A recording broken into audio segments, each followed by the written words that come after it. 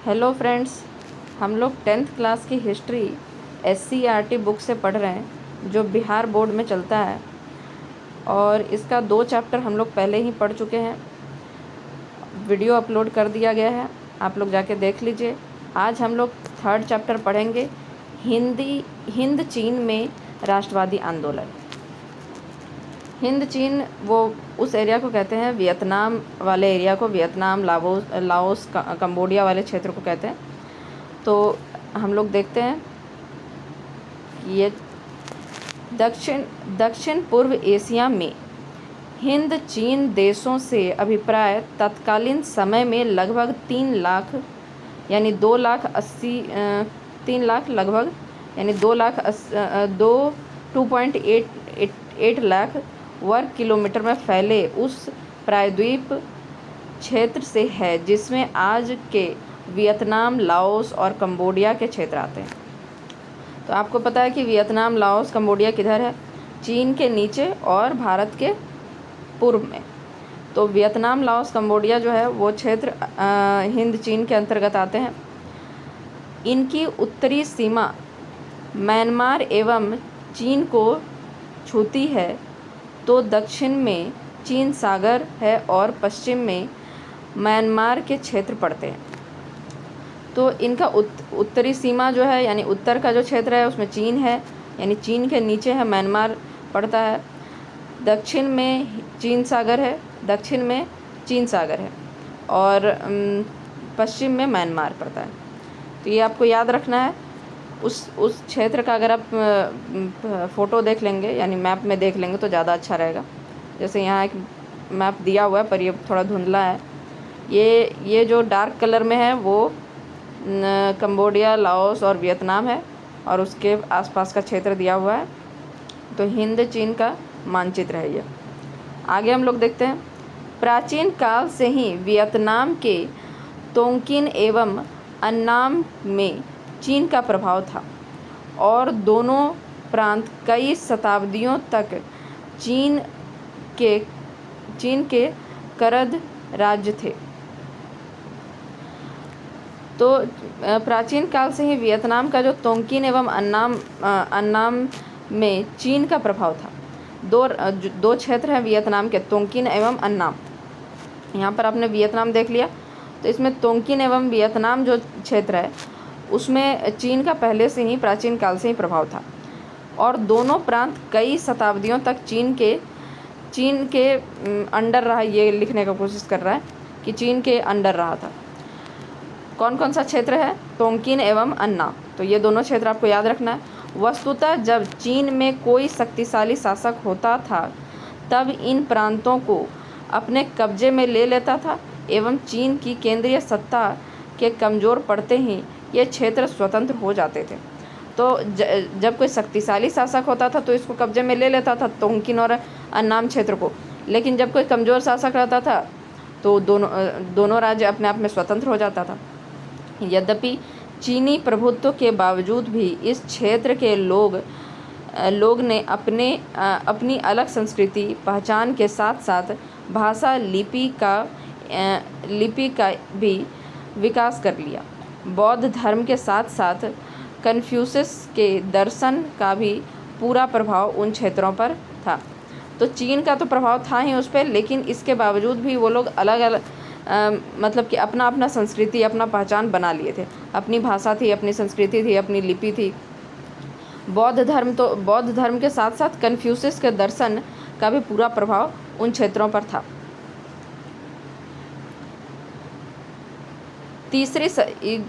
जो यहाँ बॉक्स में दिया हुआ है इसको पढ़ लेते हैं।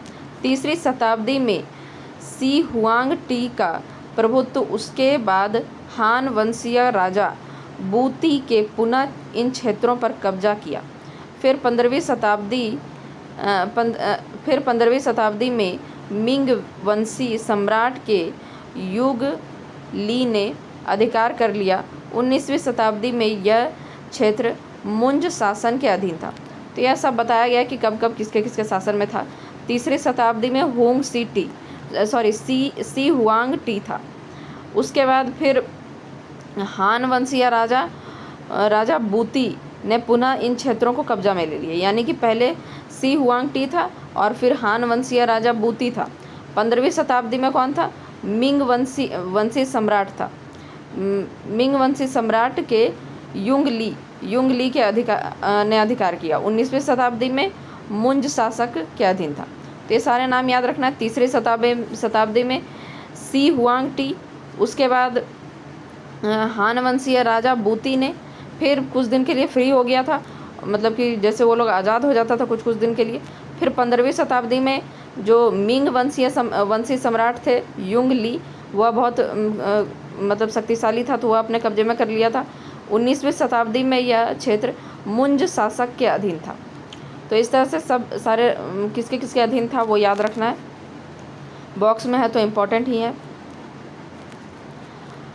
ये अंकोर वाट का मंदिर है, ये कंबोडिया में है, आप देख लीजिए, ये अंकोर वाट का मंदिर है। दूसरी तरफ लाओस कंबोडिया पर भारतीय संस्कृति का प्रभाव था। 4वीं शताब्दी में कंबुज राज्य की स्थापना हुई थी, जहाँ का शासक भारतवंशी था। कंबुज भारतीय संस्कृति का प्रधान केंद्र बना। तो उन क्षेत्रों में लाओस, कंबोडिया, इनसे मतलब कि वियतनाम का जो क्षेत्र था, इन सब पे आप देखें कि उन लोगों का अपना संस्कृति, अपना पहचान था। बौद्ध धर्म के साथ साथ कन्फ्यूशियस के दर्शन का भी पूरा प्रभाव था उन क्षेत्रों में। दूसरी तरफ लाओस और कंबोडिया जो क्षेत्र थे, वहाँ पर भारतीय संस्कृति का बहुत ज़्यादा प्रभाव रहा। 4वीं शताब्दी में कंबुज राज्य की स्थापना हुई। तो कौन से राज्य की स्थापना हुई? 4वीं शताब्दी में कंबुज राज्य की स्थापना हुई, जहाँ का शासक भारतवंशीय था। कंबुज भारतीय संस्कृति का प्रधान केंद्र बना। 12वीं शताब्दी में राजा सूर्यवर्मा द्वितीय ने अंकोर वाट मंदिर का निर्माण करवाया। तो यह जो आप मंदिर देख रहे हैं, यह 12वीं सदी में इसका निर्माण हुआ है। और किसने करवाया है? सूर्यवर्मा द्वितीय ने अंकोर वाट के मंदिर का निर्माण करवाया है। परंतु 16वीं शताब्दी में कंबुज का पतन हो गया था और मध्यकाल में आंतरिक संघर्ष की स्थिति उत्पन्न हो गई थी। इस प्रकार इस क्षेत्र के कुछ देशों पर चीन एवं कुछ पर हिंदुस्तान के सांस्कृतिक प्रभाव के कारण ही यह हिंदी चीन के नाम से जाना गया। तो अब आपको पता चला कि हिंदी चीन के नाम से क्यों जाना गया, क्योंकि इसके कुछ क्षेत्र में, लाओस और कंबोडिया की जो बात कर रहे हैं, लाओस और कंबोडिया का जो क्षेत्र था उस पर भारतीय संस्कृति का प्रभाव पड़ा, जबकि वियतनाम का कुछ क्षेत्र जो था, जैसे कि तोंकिन और अन्नाम, इन दोनों क्षेत्रों पे चीन का प्रभाव पड़ा। इसलिए इस क्षेत्र को क्या कहते हैं? हिंदी चीन क्षेत्र के नाम से जाना जाता है। व्यापारिक कंपनियों का आगमन और फ्रांसीसी प्रभुत्व। अब हम लोग देखते हैं कि इन क्षेत्रों में व्यापारिक कंपनियों का आगमन कैसे हुआ और फ्रांसीसी प्रभुत्व कैसे रहा। जैसे हमारे देश में बहुत सारे यूरोप से लोग आए थे और उपनिवेश बनाने के लिए, उसी तरह उन क्षेत्रों में भी, हिंदी चीन क्षेत्र में भी फ्रांसीसी लोग गए थे या यूरोप के बहुत सारे लोग गए थे वहाँ पर उसको उपनिवेश बनाने के लिए। तो 1498 में वास्को डी गामा ने भारत से जुड़ने की चाह में जब समुद्री मार्ग ढूंढ निकाला, तब पुर्तगाली ही पहले व्यापारी थे जो भारत के साथ साथ दक्षिणी पूर्वी एशियाई देशों के साथ जुड़े थे। और 1510 ईस्वी में मलक्का को व्यापारिक केंद्र बनाकर हिंद चीनी देशों के साथ व्यापार करना शुरू किया। तो जिस तरह की हम लोग जानते हैं, अपने देश में वास्को डी गामा जो थे 1498 में समुद्री मार्ग को ढूंढ निकाला था, तो पुर्तगाली थे वे, और पुर्तगाली ही वहाँ पर भी हिंदी चीन क्षेत्र में भी सबसे पहले वही लोग गए थे। और 1510 में मलक्का को व्यापारिक केंद्र बनाकर हिंद चीनी देशों के साथ व्यापार करना शुरू किया था। उसके बाद स्पेन, डच, इंग्लैंड, फ्रांसीसियों का आगमन हुआ। तो जब पुर्तगाली एक बार चला गया तो उसके बाद स्पेन आया, डच आया, इंग्लैंड आया और फिर फ्रांसीसी लोगों का आगमन हुआ। इन कंपनियों में फ्रांसीसियों को छोड़कर किसी ने इन भूभाग पर अपना राजनीतिक प्रभुत्व कायम करने का प्रयास नहीं किया, लेकिन फ्रांस शुरू से ही इसी दिशा में प्रयासरत था। तो बाकी सब जो देश था, पुर्तगाल हो गया, स्पेन, डच, इंग्लैंड, सब जो थे वो केवल व्यापार करना चाहते थे, लेकिन फ्रांसीसियों का जो दिशा था कि उनको उपनिवेश बनाना है, मतलब कि राजनीतिक प्रभुत्व कायम करने का प्रयास किया गया फ्रांसीसियों के द्वारा। 17वीं शताब्दी में बहुत से फ्रांसीसी व्यापारी पादरी हिंदी चीन पहुंच गए। तो 17वीं शताब्दी में क्या हुआ, बहुत सारे जो फ्रांसीसी व्यापारी थे, जो पादरी थे, हिंदी चीन क्षेत्र में पहुंच गए। तो कंपनियों का आगमन कैसे हुआ है ये देख लीजिए, बॉक्स में दिया हुआ, पुर्तगाली, फिर डच, फिर इंग्लैंड, फिर फ्रांस। ठीक है, आगे देखते हैं। सन 1747 ईस्वी के बाद से ही फ्रांस अन्नाम में रुचि लेने लगा। तो अन्नाम क्षेत्र जो पहले चीन के प्रभाव में रहता था, उस क्षेत्र में फ्रांस का रुचि बढ़ने लगा। 1787 ईस्वी में कोचिन चीन के शासक के साथ संधि का मौका मिला, लेकिन अभी तक फ्रांसीसी अपनी ताकत का प्रभुत्व नहीं जमा पाए थे और 19वीं शताब्दी में अन्नाम कोचिन चीन में फ्रांसीसी पादरियों की बढ़ती गतिविधियों के विरुद्ध उग्र आंदोलन हो रहे थे। तो 47 में क्या हुआ, 1747 के बाद फ्रांस जो था वह अन्नाम में रुचि लेने लगा था। 87 में कोचिन चीन जो शासक था, कोचिन चीन के जो शासक थे, उनके साथ उसको संधि करने का मौका मिला, लेकिन अभी तक बहुत अच्छे से वह वहाँ पर अपना प्रभुत्व नहीं जमा पाया था। ऊपर से जो वहाँ का शासक था, 19वीं शताब्दी में अन्नाम कोचिन चीन में फ्रांसीस ये सब जो क्षेत्र था, अन्नाम और कोचिन चीन में जो शासक था, वहाँ पर फ्रांसीसी पादरियों का जो बढ़ता मतलब फ्रांसीसी पादरी जो बढ़ रहे थे बहुत ज़्यादा मात्रा में, उनसे वह बहुत उग्र थे, वहाँ पर मतलब बहुत विरुद्ध थे, उनके उग्र आंदोलन हो रहा था। फिर भी 1862 ईस्वी में अन्नाम को सैन्य बल पर संधि के लिए बाध्य किया गया।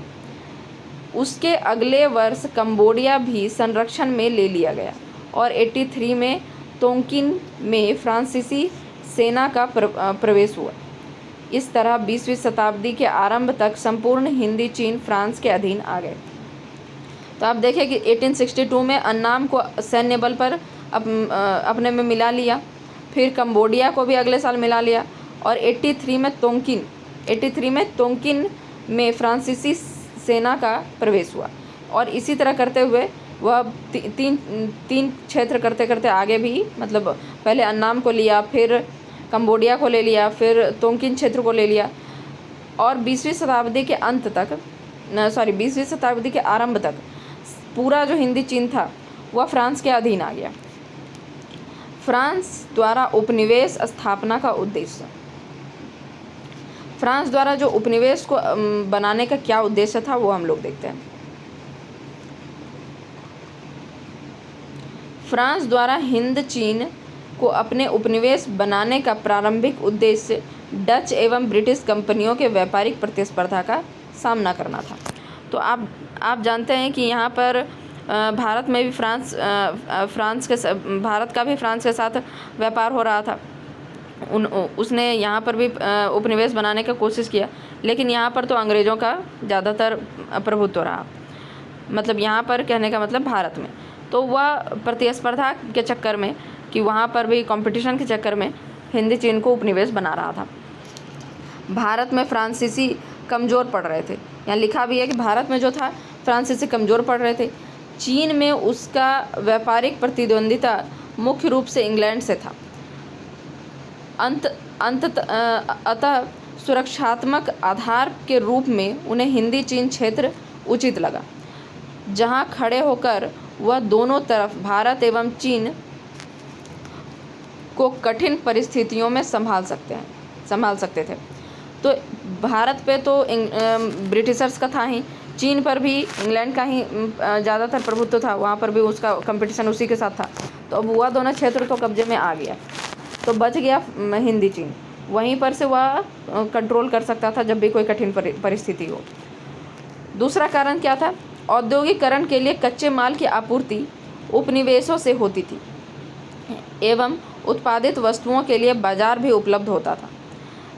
तो जो औद्योगिकरण मतलब कि औद्योगिक क्रांति हो रहा था, उसमें उसको कच्चा माल चाहिए, तो कच्चा माल कहाँ से आएगा? भारत और चीन तो ठीक है, इंग्लैंड के कब्जे में है, तो उसके लिए वह हिंदी चीन पर कब्जा करना शुरू किया। तीसरा कारण था पिछड़े समाजों को सभ्य बनाना, विकसित यूरोपीय राज्यों का स्वघोषित दायित्व था। तो ये लोग जैसे भारत में इस तरह से कहते थे कि हम तुम लोगों को विकसित करने के लिए आए हैं, तुम लोग असभ्य हो, तुम लोगों को सभ्य बनाने आए हैं, उसी तरह वो लोग वहाँ पर भी कहते थे कि तुम लोग असभ्य हो और हम तुम लोगों को सभ्य बनाने के लिए आए हैं, मेरा दायित्व है।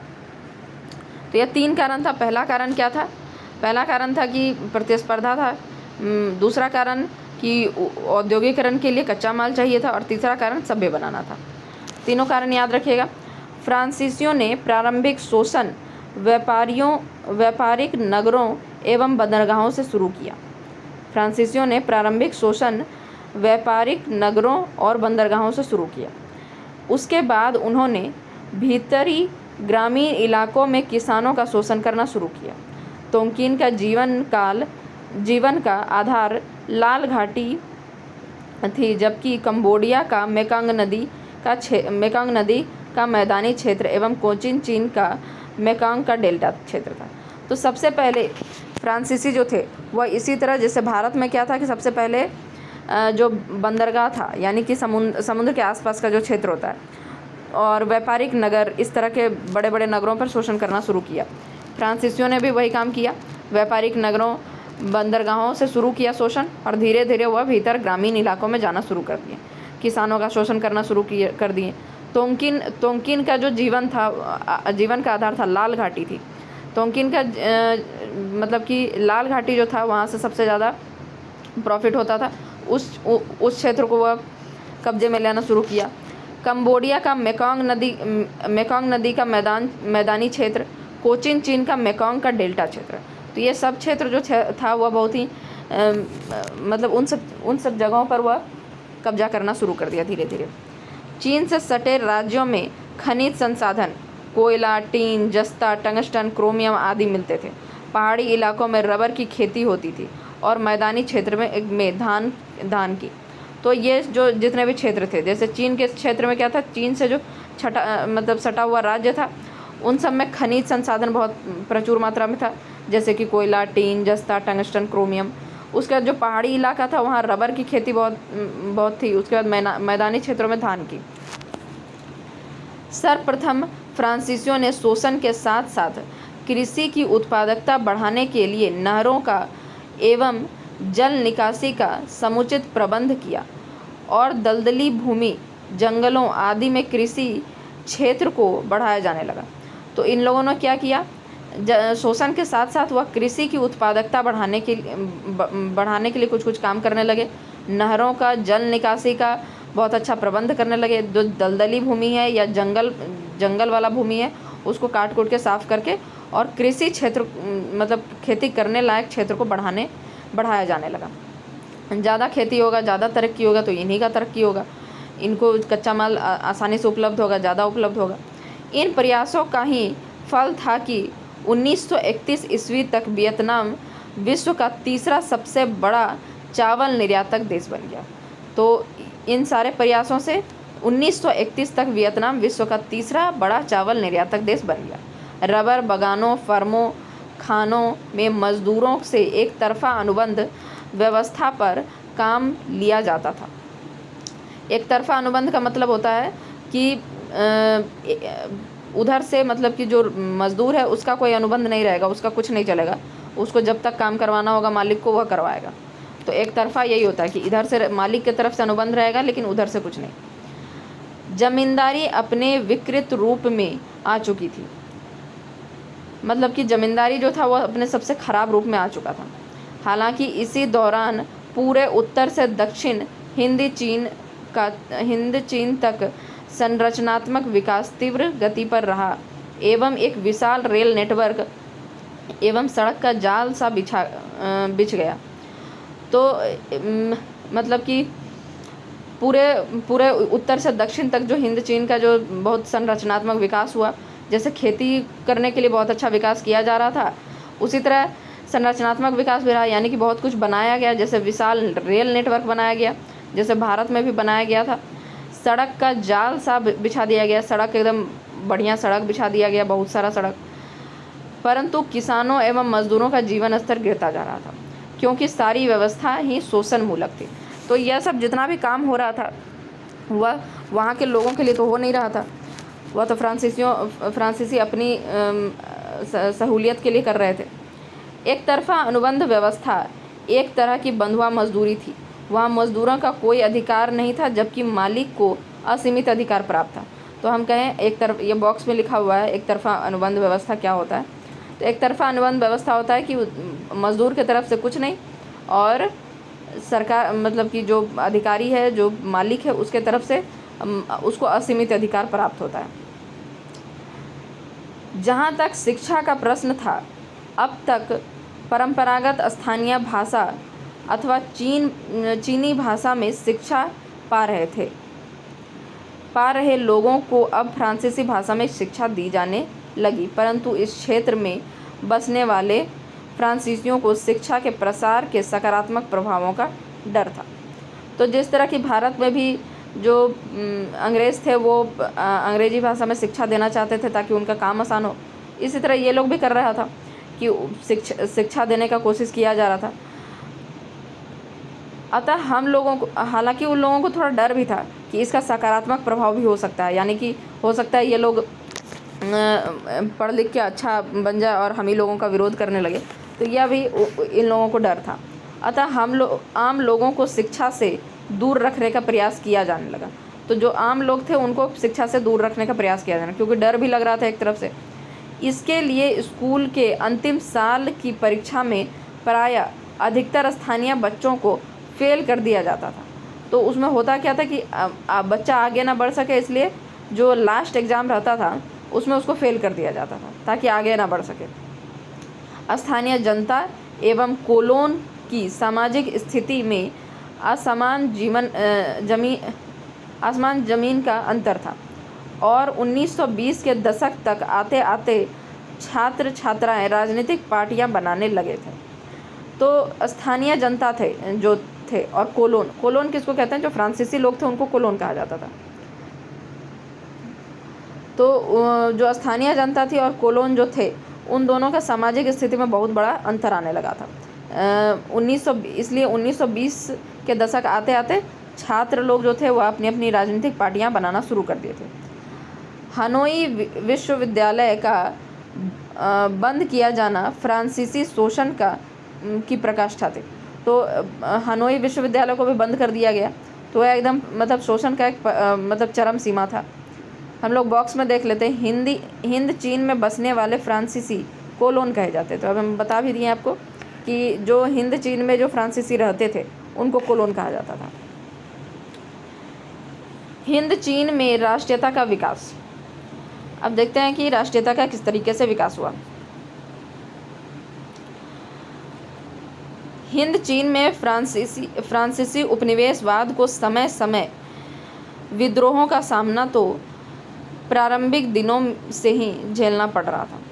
तो फ्रांसीसी उपनिवेशवाद को समय समय पर, यानी कि हिंद चीन क्षेत्र में जो था वह धीरे धीरे मतलब शुरू से ही थोड़ा थोड़ा तो विद्रोह झेलना पड़ रहा था, परंतु 20वीं शताब्दी के शुरू में यह और मुखर होने लगा। अब छोटे छोटे मामले में भी लोग अपना असंतोष प्रकट कर रहे थे। तो थोड़ा बहुत तो देखिए शुरू से ही हो रहा था, लेकिन 20वीं शताब्दी की शुरू जब हुआ, 20वीं शताब्दी के शुरुआत से और भी यह एकदम पीक पे आ गया था और छोटे छोटे मामले में भी लोग असंतोष प्रकट करना शुरू कर दिए थे। उसी परिप्रेक्ष्य में 1903 ईस्वी में फान बोई चाउ ने दुई तान होई नामक एक क्रांतिकारी संगठन की स्थापना की, जिसके नेता कुआंग दे थे। फान बोई चाउ ने the history of the loss of Vietnam लिखकर हलचल पैदा कर दी। तो अब इसका नाम जो यहाँ पर लंबा चौड़ा दिया हुआ है, थोड़ा अजीब अजीब नाम है, तो इसको याद रखना पड़ेगा। कौन था? 1903 ईस्वी में फान बोई चाउ जो था वह एक संगठन, क्रांतिकारी संगठन की स्थापना किया, दुई तान होई। दुई तान हुई। फान बोई चाऊ ने दुई तान हुई एक संगठन की स्थापना की और जिसका नेता कुआंग दे था।